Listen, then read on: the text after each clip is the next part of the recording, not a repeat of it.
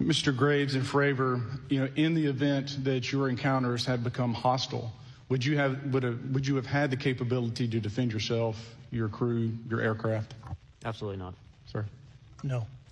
Is there any indication that these UAPs are interested in our nuclear technology and capabilities? Yes.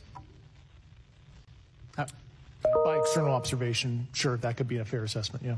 Yes. Mr. Grush, I might have asked this before, but I want to make sure. Do you have any personal knowledge of someone who's possibly been injured working on legacy UAP reverse engineering? Yes. Are you aware of any individuals that are participating in reverse engineering programs for non-terrestrial craft? Personally, yes. Mr. Grush, why is it that you refer to the phenomenon as non-human intelligence? Why deviate from the basis of extraterrestrial life? I think the phenomenon is very complex, and I like to leave an open mind analytically to specific origin. When you say specific origin, are you referring, can you elaborate on that for those that might not? If it's a traditional extraterrestrial origin or something else that we don't quite understand from either a biological or astrophysics perspective, I just like to keep an open mind on what it could be. The previously classified NSA archive, what I would recommend, and I tried to get access, but I got a wall of silence at the White House, was those specific incidents when those message traffic was used. I think some scholarship on that would open the door to a further investigation using those publicly available information. Was this the first time that you encountered a UFO or a UAP? In 2004? Yes. And what was your general attitude or perspective on the UFO discussion before that happened?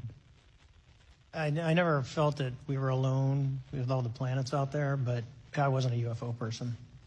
I wasn't watching History Channel and MUFON and all that. And so have you formed any general conclusions about what you think you experienced then? Yes, I think what we experienced was, like I said, well beyond the material science and the capabilities that we had at the time, that we have currently, or that we're going to have in the next 10 to 20 years. What's the most vivid, concrete sighting with the naked eye of the objects that you described before, the cube-like objects? Certainly. I think the most vivid sighting of that would have been near midair that we had at the entrance to our working area. One of these objects was completely stationary at the exact entrance to our working areas, not only geographically but also at altitude. So it was right where all the jets are going, essentially, on the eastern seaboard. The two aircraft flew within about 50 feet of the object, and that was a very close visual sighting.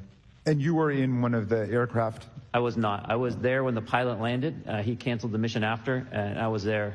He was in the ready room with all his gear on, with his mouth open, and I asked him what the problem was, and he said he almost hit one of those darn things. He said he was 50 feet away from it? Yes, sir.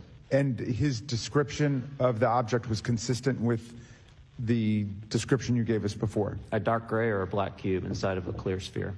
Inside of a clear sphere? Yes. And with no self-evident propulsion system? No wings, no IR energy coming off of the vehicle, nothing tethering it to the ground. And that was primarily what we were experiencing out there.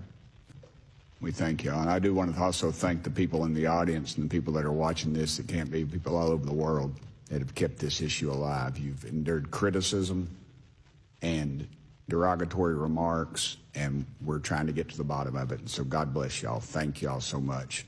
We really appreciate you guys and gals.